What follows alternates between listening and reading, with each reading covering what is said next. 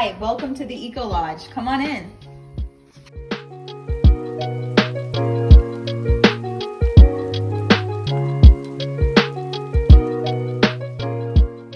The Eco Lodge is a natural building or a bioconstruction.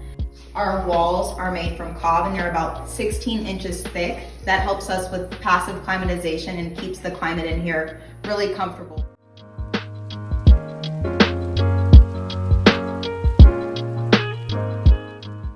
So the green roof also helps us maintain a comfortable temperature inside.